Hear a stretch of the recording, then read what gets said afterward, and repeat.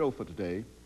The topic is the athletic program at Tennessee State University, and we're talking to the athletic sports information director at Tennessee State University, Mr. JFranks, and the volunteer coach with the Tennessee State University football team, Mr. FMetcalf. I think, gentlemen, before we had our second break, we were talking about some of the problems involved in college athletics in terms of the classics and whatnot, and gender equity.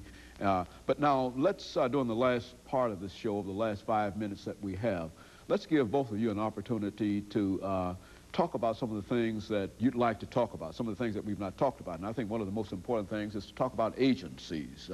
That is, people who are agents who are after your football players, I think, Mr. Metcalf, in order to make them the $50 million professional offer. Let's talk about what are some of the rules and regulations, Mr. Frank, dealing with that. Well, first, talking about sports agents in general, you know, it's unfortunate that the bad ones in the business really tarnish the whole industry. I mean, it's just like when you're dealing with car salesmen or whatever the case may be, where people automatically assume that you're going to try to take advantage of them.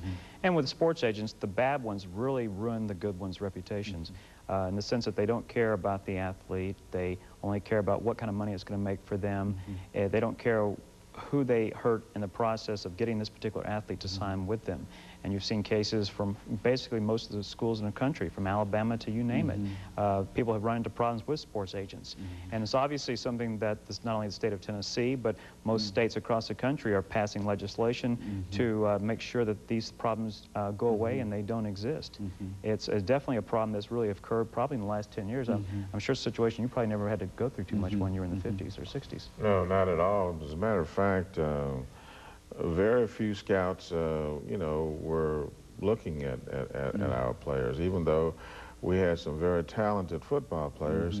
You know, probably during the year we'd have maybe 1 or 2 scouts would come by. But I see now on the field, probably every day there's someone there, you know, scouting the team.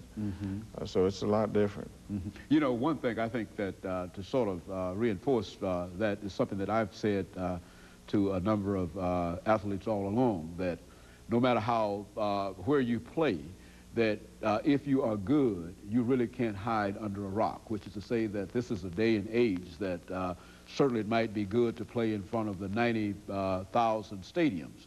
But if you are good, you see that no matter where you are, or how large your school is or whatever, somebody will find you. And so I think that in that sense it gives more people an opportunity to become involved in the game. Well, Tennessee State had, of course, had its first player in the NFL drafted in 1961, and each year since then, except for one, we've had either a player drafted or signed as a free agent. So as you were talking about, if you have talent, people are going to find that.